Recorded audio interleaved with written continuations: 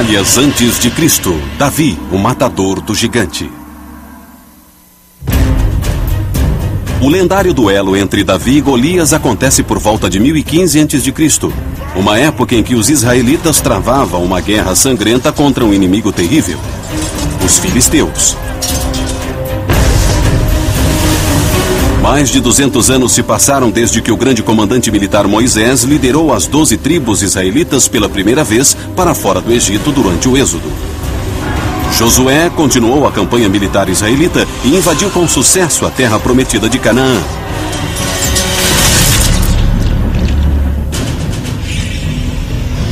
Agora, depois de 2 séculos e milhares de vidas perdidas em batalhas bíblicas sangrentas, os israelitas não chamam mais essa terra de Canaã.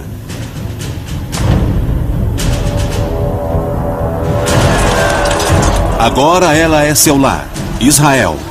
Eles se tornaram uma das mais poderosas forças militares da região e estão unidos pela primeira vez sob o comando do rei Saul.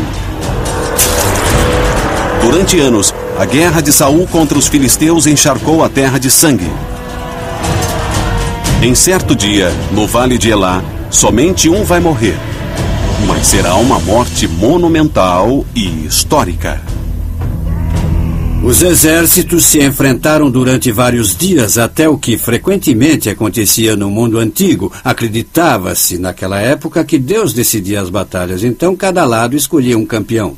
Os campeões se enfrentavam e quem ganhasse levaria a vitória para o seu lado.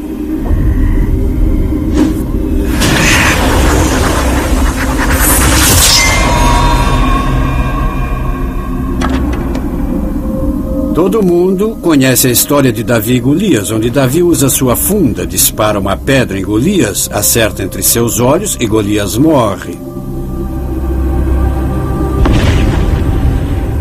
Então Davi pega sua espada e corta a cabeça de Golias. A morte de Golias por Davi é um ponto de virada na guerra contra os filisteus. Mas o mais importante, ela lança o jovem pastor num caminho sangrento de intriga, mentira e paranoia que, enfim, o levará ao trono. Um dos aspectos mais interessantes da Bíblia é que Davi tenha tanta consideração como pai de Israel e rei de Israel, porque, vendo bem a carreira dele, ele foi, na verdade, um oportunista sedento por sangue. Mais que uma figura mítica, mais que uma pessoa de grande valor, ele parece mais um chefão da máfia, um homem muito egoísta e egocêntrico que sabia o que queria e estava disposto a fazer tudo para conseguir, inclusive trair e matar seu próprio povo. O enfoque importante sobre o incidente entre Davi e Golias não é militar, é político e social. O que acontece, por causa da morte de Golias, é que esse jovem chama a atenção do grande rei guerreiro Saul. Davi se torna herói num instante.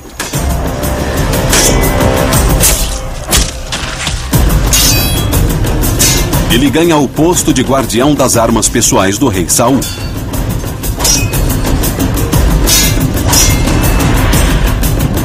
Isso dá a Davi a oportunidade de melhorar suas habilidades como soldado.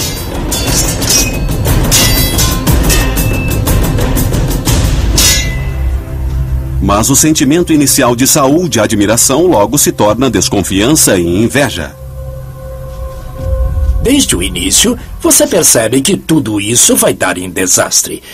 No caminho de volta da primeira batalha, depois que Davi matou Golias, há mulheres nas ruas dançando e cantando. Saul matou milhares e Davi dezenas de milhares. Saul tinha passado por 20 anos de guerra brutal, enquanto Davi atirou uma única pedra. Então acho que devemos perdoar Saul por ter ficado com inveja. Saul estava preocupado e com razão. Ele passou todos os seus anos criando um pequeno reino de Israel, tendo ele como rei, e está interessado em passar isso para seu filho. Ele fica meio preocupado de Davi ter feito aliados na corte, porque Davi é um bom soldado. Saul também desconfia da amizade próxima de Davi com seu filho, Jonatas.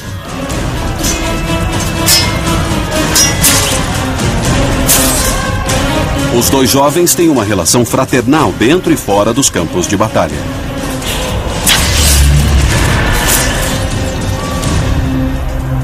Saul agora tem medo de que Davi esteja se preparando para ser o herdeiro do trono, ou se não conseguir, para controlar Jonatas. Essa é a base do rompimento dele com Davi. Para fugir de Saul, Davi se refugia em sua tribo natal em Judá, uma região ao sul de Israel. Mas mesmo lá, ele foi caçado pelos homens de Saul. Então Davi foge de Israel e se alia aos seus maiores inimigos, os filisteus. É nesse momento que Davi começa a juntar um exército do que a Bíblia chama de homens desesperados.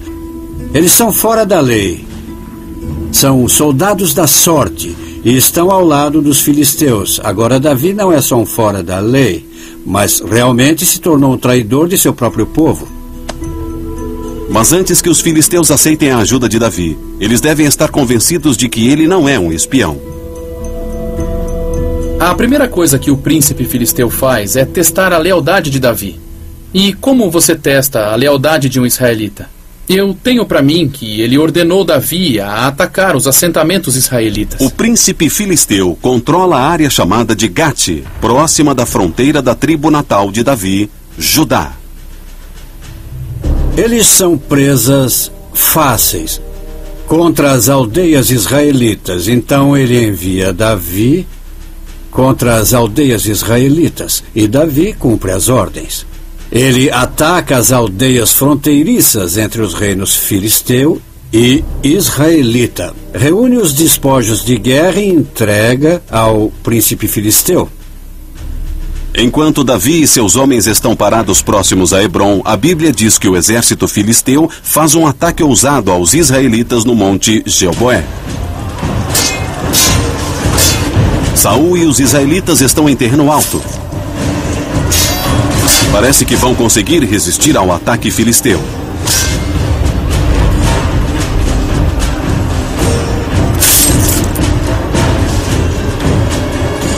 Mas os filisteus conseguem cercar os israelitas e vencê-los. Saul e Jonatas estão arruinados.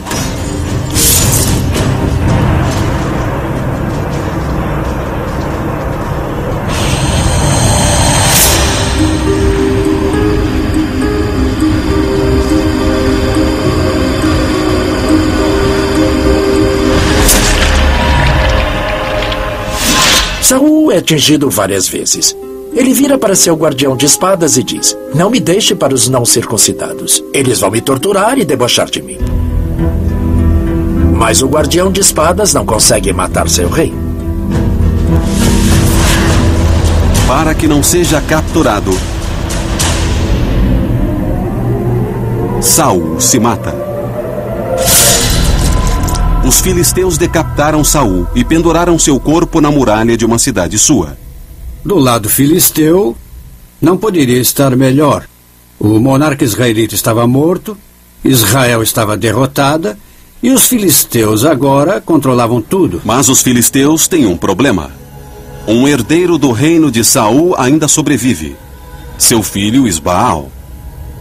E nem ele, nem seu comandante militar Abner estão dispostos a aceitar a derrota. O e Abner passam pelo rio Jordão, mas seu governo é pequeno e longe demais para ser uma preocupação. Então os filisteus simplesmente o ignoram. No entanto, eles querem uma maneira de controlar a população israelita. E sua saída é tornar Davi rei. Um mensageiro conta a Davi sobre a morte de Saul e leva a coroa para ele. O último povo a ter a coroa de Saul e a sua cabeça também foram os filisteus. Agora, de repente, ela vai parar nas mãos de Davi. Isso dá uma ideia de que os filisteus têm planos para Davi. Com o apoio dos filisteus, Davi se torna rei da tribo de Judá. Mas sua ambição é maior que isso. Ele não está interessado em comandar como um fantoche filisteu. Ele quer ser o rei de toda Israel. Ele traz homens de seus tempos como fora da lei, homens brutais, matadores experientes e completamente leais a Davi.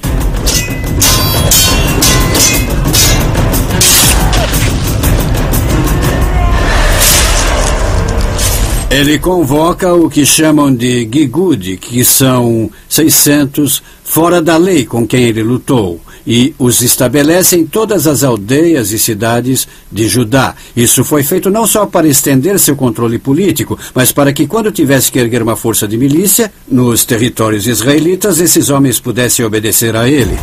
Davi escolhe seu sobrinho Joabe como seu comandante militar para liderar uma guerra civil contra o exército crescente de Isbaal. Davi sabe que para se tornar rei inconteste de Israel, ele deve varrer totalmente toda a linhagem de Saul. Os israelitas acreditam que Saul foi ungido por Deus. Então, qualquer um dos parentes de sangue dele é automaticamente muito mais legitimado do que Davi. Isso enquanto eles estiverem vivos. Nos 2 anos seguintes, as forças de Davi, lideradas por Joabe, enfrentam as tropas de Isbaal. A cada reluzir de sua espada, Davi se aproxima mais de seu objetivo maior: a coroa de Israel.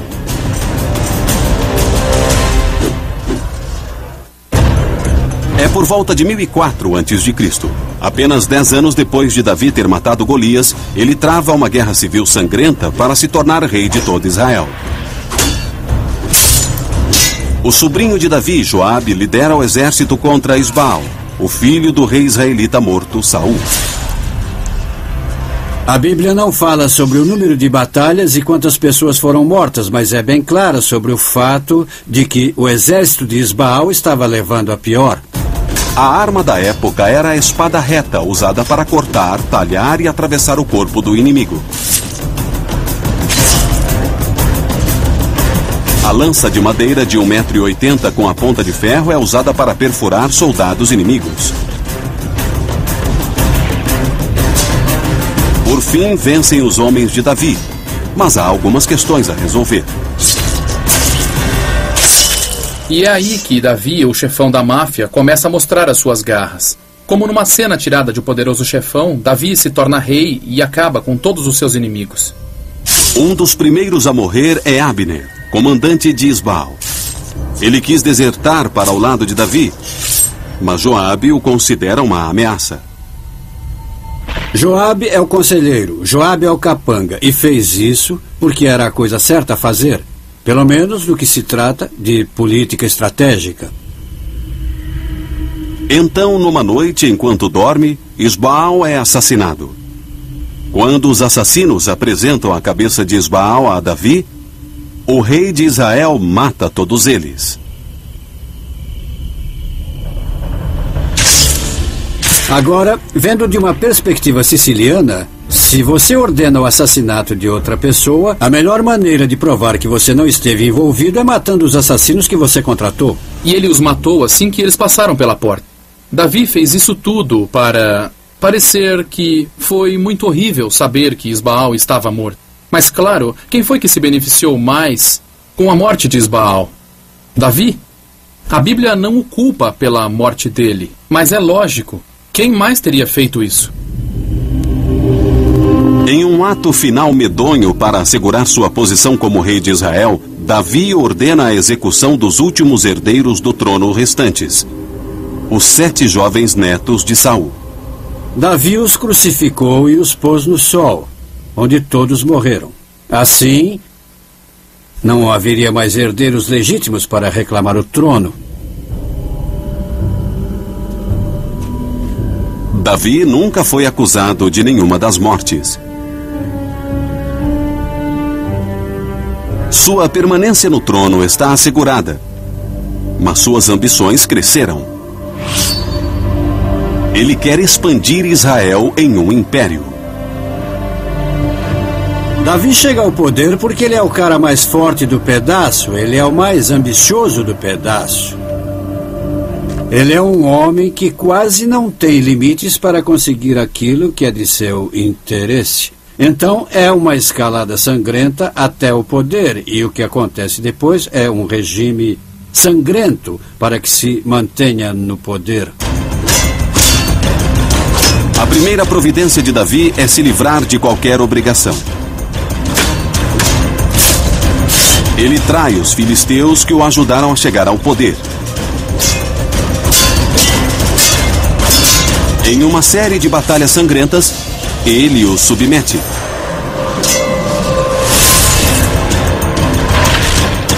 Depois dessa derrota, os soldados filisteus vão lutar no exército de Davi. Eles fornecerão sua arma mais estimada, a biga. A biga dos filisteus na época era levada por 2 cavalos e geralmente comportava 2 homens, o condutor e o arqueiro. O arqueiro devia ser muito habilidoso para lançar flechas com precisão, enquanto passava em superfícies desiguais a até 16 km por hora.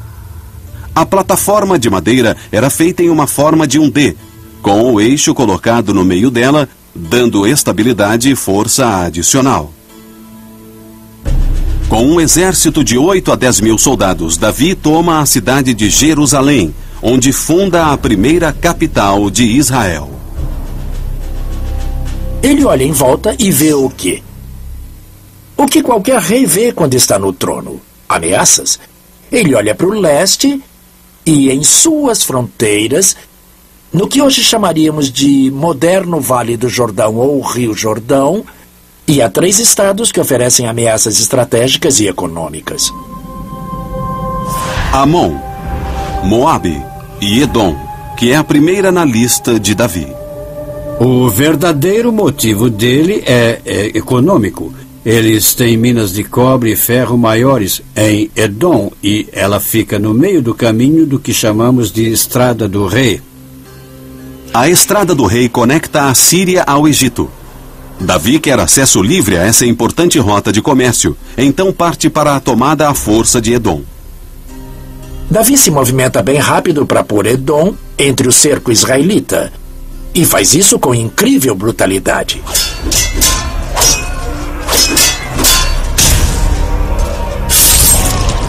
Davi ordena o extermínio total da população masculina edomita.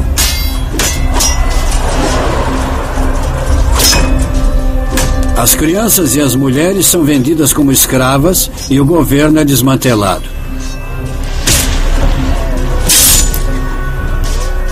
Edom deixa de existir e é anexada por Israel. A carnificina brutal em Edom é uma forte mensagem a qualquer um que pudesse considerar uma retaliação. Mas o derramamento de sangue estava só começando. A seguinte em sua lista era Moabe. Tendo conquistado Edom, destruído sua população e reunido suas fontes de recursos econômicos na tomada da Estrada do Rei, o estado logo ao lado de Edom, o estado de Moabe, agora parecia ser uma ameaça à manutenção e preservação dessas fontes. É uma velha prática histórica. Uma área que é quase o estado tampão, de repente se torna uma ameaça e tem que ser neutralizada. É a primeira teoria do efeito dominó da história. Davi sabe que Moabe não é uma ameaça militar a Israel porque está no ponto mais distante do Mar Morto. Mas ele não quer arriscar e é implacável mais uma vez. Davi lidera o exército contra Moabe e faz um trabalho bem rápido com ele. Pelos números, isso poderia levar dias. Mas encontramos uma interessante descrição de como ele lidou com isso.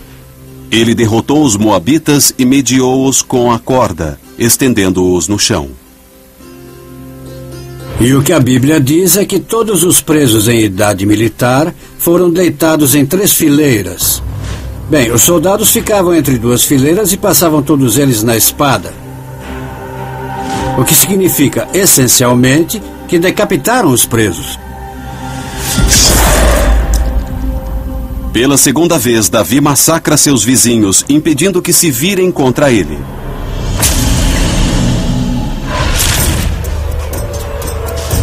Mas Davi está prestes a enfrentar o oponente mais poderoso de Israel na região.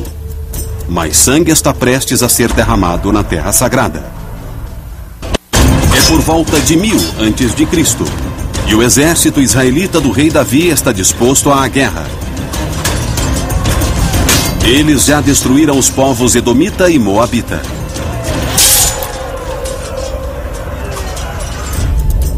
Agora, Davi lidera aproximadamente 10.000 soldados para o norte. Tendo conquistado Edom e Moabe, Davi naturalmente vira suas atenções para o último estado restante que disputa com os israelitas os interesses pelo Vale do Jordão. São os Amonitas, cuja capital fica em Rabá, que é a moderna Amã. Amon é o último, mas o mais importante dos 3 estados na fronteira leste que Davi quer conquistar. É o maior concorrente de Israel pela influência na região.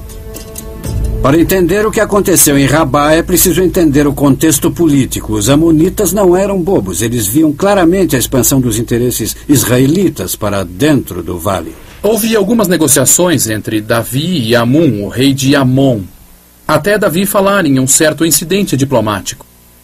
Nesse ponto, os amonitas entenderam o recado e começaram a procurar aliados em volta. Eles encontraram aliados ao norte na terra de Arã, no que é a Síria hoje. É uma nova força que chegou ao poder sob comando de um líder chamado Hadadezer, que tem suas próprias ambições. Hadadezer não é bobo. Ele procura qualquer pretexto para estender sua influência para o sul em Israel e deter o avanço de Davi. Esse é o pretexto perfeito. Quando Davi sabe que os amonitas foram pedir ajuda a Hadadezer, ele ordena que Joabe leve seu exército a Rabá. E, rapidamente, ele reúne todo o exército, põe o seu conselheiro, Joabe, como encarregado e diz a ele que marche para a capital Rabá, a destrua e derrote os amonitas. Joabe e os israelitas atravessam o rio Jordão sem oposição. Sem outras tropas à vista, Joabe marcha pela planície até Rabá. O que acontece é que o exército amonita sai de sua cidade e se posiciona em frente a ela com sua infantaria se oferecendo para a batalha. Joabe posiciona seu exército em oposição aos amonitas, mas enquanto os israelitas marcham em direção às muralhas de Rabá, 20.000 arameus os atacam por trás. O que aconteceu foi que os amonitas se tornaram como uma isca para eles. Joabe e o exército israelita agora estão entre a cruz e a espada. Para responder ao ataque dos arameus, Joabe faz algo surpreendente. Ele divide sua força em 2. Então Joabe vira para o seu irmão, que é o segundo no comando, e diz: você reúne um grupo e ataca as muralhas. Eu pego o outro e lido com as bigas. Lembre que Davi tinha à sua disposição vários escravos de estados cananeus e filisteus, cuja especialidade era infantaria pesada e guerra com bigas. Joabe ordenou que suas tropas de cananeus e filisteus com bigas se virassem e atacassem os arameus que se aproximavam pela planície. O que nós vemos a seguir é um turbilhão de bigas entrando em posição. Enquanto as infantarias lutavam em combate sangrento corpo a corpo. Então essa enorme batalha de bigas é travada na planície aberta. Os arameus levam a pior e começam a fugir. Com as bigas em fuga, Joabe libera sua infantaria.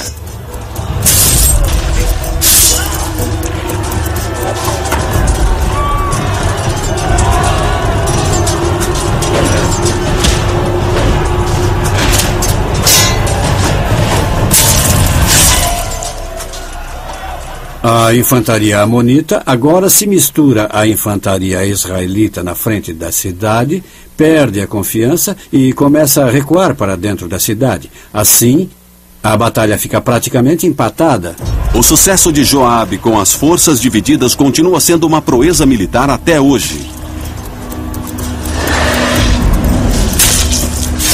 Táticos militares modernos sempre ensinam os comandantes a manterem suas forças unidas.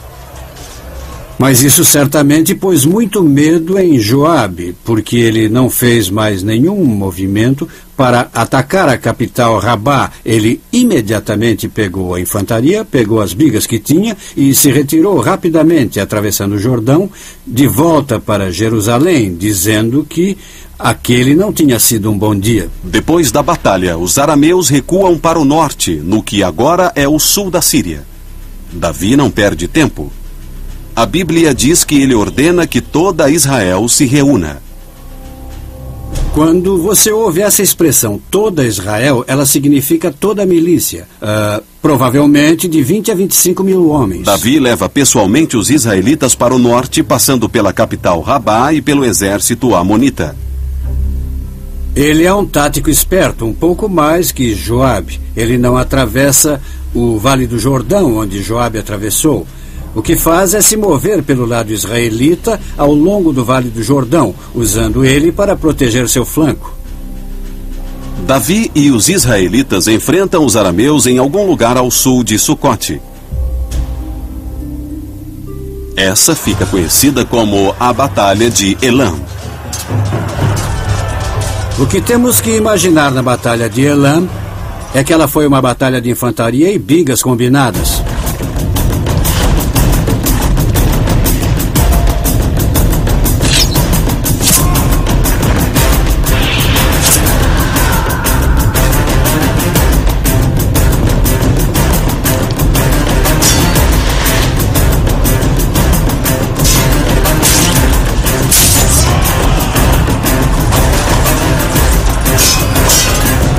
Davi se recusa a perder.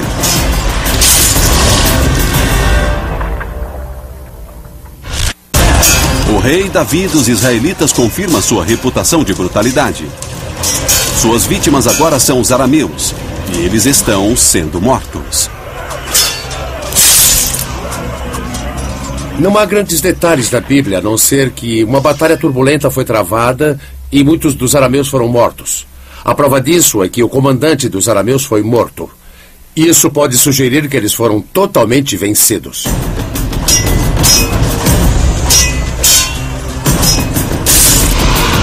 Quando você mata o comandante de um exército antigo que possui bigas, o que significa que ele poderia fugir dali bem rápido se fosse preciso, você fez um trabalho muito bom. Atingidos pelos israelitas uma segunda vez, os arameus recuam para o norte novamente.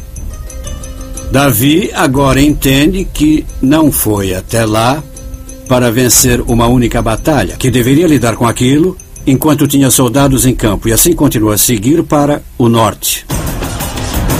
A notícia da derrota dos arameus em Elam se espalha rapidamente pela região. Revoltas se iniciam nos estados que o rei arameu Hadadezer já tinha conquistado. Isso cria um problema para o rei arameu Hadadezer, porque ele não pode fazer um ataque combinado contra Davi antes de amainar essas revoltas. Ele tem que lidar com os dois ao mesmo tempo. Hadadezer ordena que uma força atrase Davi e os israelitas enquanto ele monta uma campanha para acalmar os revoltosos locais. Nesse ponto, Davi continua seu avanço para o norte e esbarra logo com a retaguarda de Hadadezer. Pela terceira vez em 6 meses, os israelitas lutam contra os poderosos arameus.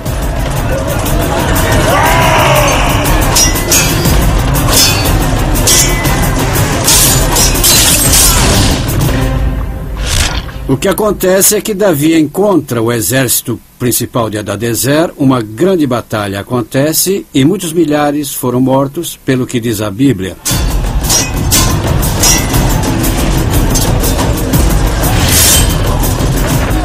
E Davi derrotou Hadadezer, rei de Sobá, quando este seguia para Emá, a fim de conquistar o rio Eufrates.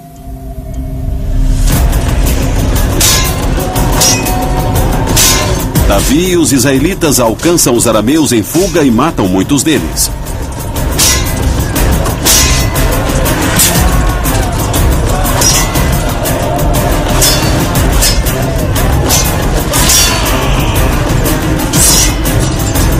O império de Hadadezer é destruído.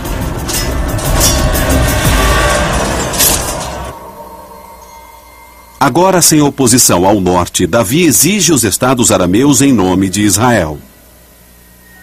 Agora, acrescentando o reino arameu, Davi controla uma área muito grande. E isso é o que definirá o que é chamado de Império de Israel. O novo Império Israelita agora se estende do rio Eufrates ao norte até a fronteira com o Egito, no Sinai, ao sul. Do mar Mediterrâneo a oeste, as montanhas jordanianas ao leste. Mas um último inimigo resta ser conquistado antes de Davi descansar: os amonitas em Rabá. Claro que agora eles estão privados de seus exércitos arameus. Então Davi se concentra na indexação de Amon, a órbita israelita. Mas, ao mesmo tempo, a Bíblia diz que Davi é distraído de sua conquista militar por uma mulher bonita que ele vê de seu palácio.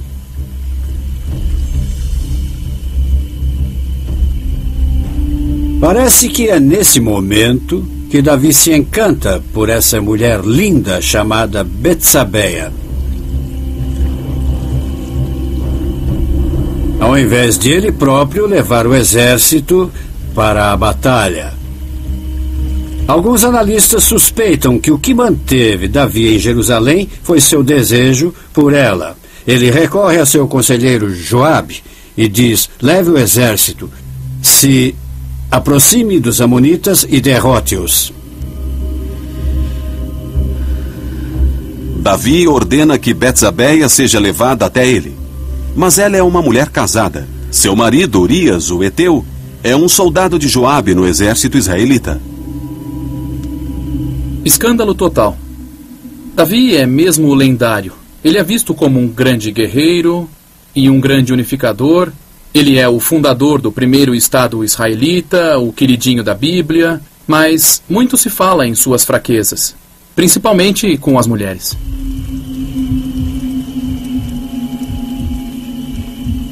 Então, enquanto Davi se entende com Betsabeia, Joabe reúne os exércitos israelitas em 2 grupos.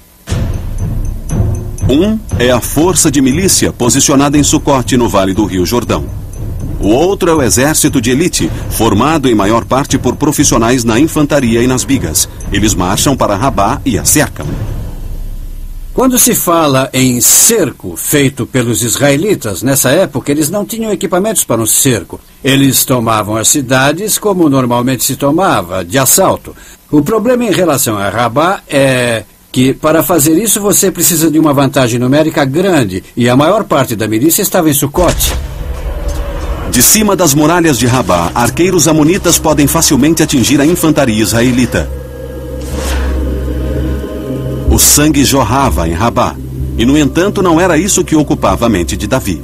Davi está em Jerusalém, aparentemente se divertindo com Betsabeia, e recebe uma mensagem de Joabe, seu comandante, dizendo: as coisas estão difíceis aqui, sabe? Toda vez que nos aventuramos em outras muralhas, perdemos homens, perdemos 18 homens, só ontem. Davi responde: bem, então não cheguem perto das muralhas. E é aí que o problema começa a se desenrolar, porque parece que Betsabeia fica grávida.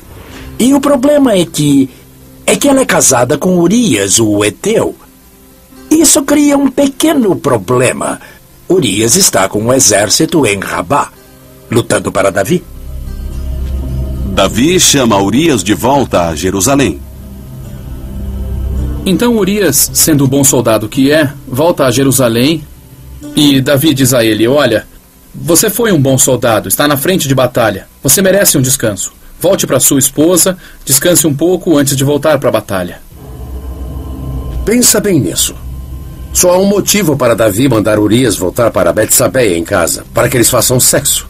Parece que Davi está tentando esconder a paternidade do filho de Betsabeia.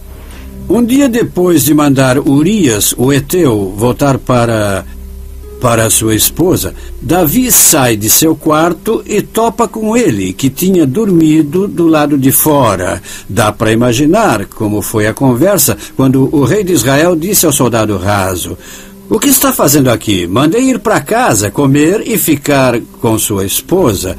E ele disse: senhor, como posso fazer isso quando meus colegas soldados estão em perigo nas frentes de batalha? Eu não posso ir e ficar com minha esposa. Acho que isso seria errado. Urias mantém o código de honra dos soldados israelitas, que quando estão em guerra não devem ver suas esposas, um por todos e todos por um, assim dizendo. Mas quando ele se recusa a ver a sua esposa, Urias sela seu destino com Davi. A Bíblia diz que Davi escreve um bilhete para Joabe e o envia para a frente de batalha com Urias. ele escreveu uma carta dizendo: coloque Urias na frente da mais perigosa batalha e retirem-se, para que ele seja ferido e morra.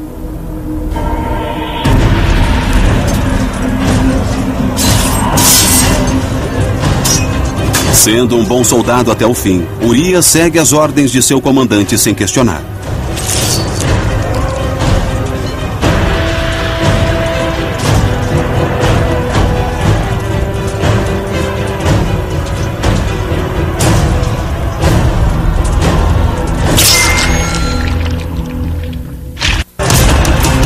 Urias, o Heteu, é um soldado de valor que luta pelos israelitas. Mas o grande rei Davi o deixou morrer. Davi, então, não conseguindo esconder a gravidez de Betsabeia, ele simplesmente decide matar o marido dela num estilo quase mafioso. E a quem mais ele pediria isso? Claro que a seu conselheiro, Joabe. Joabe ordena que Urias vá para a batalha onde a sobrevivência é impossível. Nada impediria Davi de possuir Betsabeia.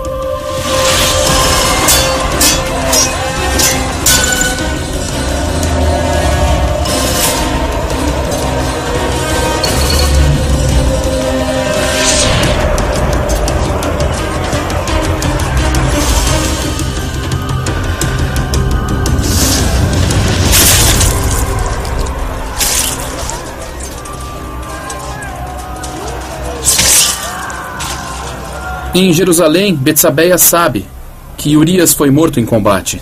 Ela fica de luto à prática cultural padrão. E assim que termina seu período de luto, o rei Davi a chama para se tornar sua esposa. Mas o comportamento de Davi não passa despercebido. A Bíblia diz que é da vontade de Deus que o bebê morra, como punição pelos pecados de Davi. Urias está morto. Davi tomou Betsabeia como esposa. Isso é um escândalo do Velho Testamento.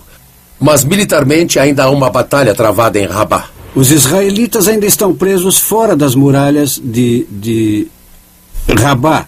Então, finalmente, Davi manda uma mensagem a Joabe: ataquem novamente, vençam a guerra.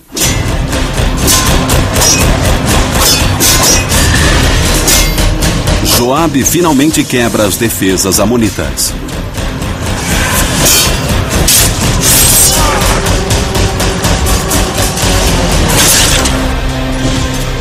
E então Joabe envia uma mensagem a Davi dizendo: olha, está indo bem, mas é melhor você vir aqui, porque a sua ausência é percebida. O povo vai querer todo o crédito pela vitória. Davi não é bobo. Ele entendeu que para ser rei, você tem que fazer coisas de reis. Então, ele marcha até Sucote, se une ao resto do exército e depois marcha para Rabá, agora com ainda mais soldados. A cidade é tomada de assalto.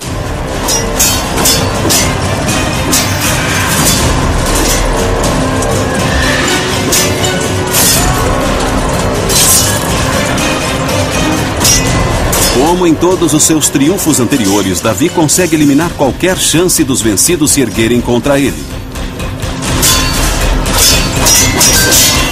A matança continua.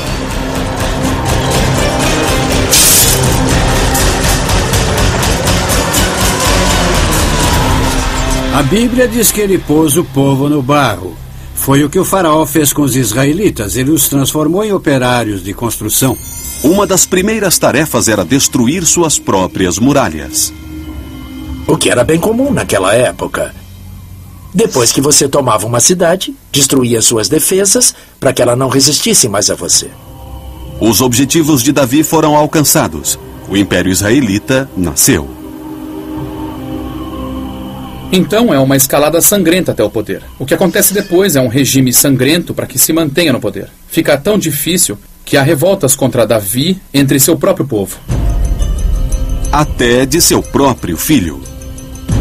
Falando em disfunção familiar, Davi ainda é casado com Betsabeia, certo? O primeiro bebê morre. Bem, ele teve outras esposas e concubinas e acabou tendo muito mais filhos. Um deles é Absalão. Bem, acontece que Absalão vai matar o irmão mais velho, porque esse estupra sua meia-irmã. Muito bem, isso vai começar uma rixa entre Davi e Absalão. a rixa evolui para uma rebelião completa. 2 exércitos israelitas se enfrentam no que é conhecido como a Batalha no Bosque de Efraim. Absalão quer tirar Davi do trono e se tornar rei, mas no final o exército de Absalão é desbaratado. A história conta que Absalão tinha um cabelo lindo e comprido, e durante a batalha ele ficou preso nos galhos de uma árvore no Bosque de Efraim.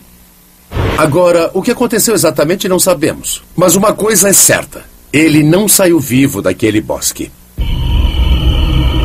Davi deu ordens para que poupassem a vida de Absalão. Mas um homem desobedeceu. Joabe. Como um verdadeiro conselheiro, se podemos chamá-lo assim, Joabe elimina a maior ameaça a Davi. Politicamente, ele fez a coisa certa. Davi comanda o Império Israelita por mais 23 anos. A Bíblia diz que ele morreu em paz na sua cama aos 110 anos. Mas mesmo depois de sua morte, o assassinato e as intrigas continuaram. O outro filho de Davi com Betsabeia, Salomão, se torna o próximo rei. Um de seus primeiros atos é matar Joabe. Isso não era feito como um tipo de vingança. Era mais para assegurar seu próprio poder pessoal. Salomão devia ver Joabe como uma ameaça. E como seu pai fazia, ele eliminou aquela ameaça. Davi é a figura mais popular da Bíblia. Crianças recebem seu nome, ele é visto como um herói, como a pessoa que fundou o Império Israelita, o Estado. Então ele é quase uma figura mítica. Mas quando você o vê com clareza, ele parece até humano demais. Da minha perspectiva, o mais fascinante é as pessoas ainda o verem como uma pessoa mítica exemplar. Ele tinha muitos maus hábitos. Davi é reverenciado através dos tempos por ter unido as tribos de Israel e fundado o Império Israelita. Como muitos conquistadores, ele também era ambicioso, traiçoeiro e impiedoso. A Bíblia diz que no final de sua vida, ele sempre tinha frio, não conseguia mais sentir calor. Talvez, como seus incríveis feitos, isso também fosse um presente de Deus.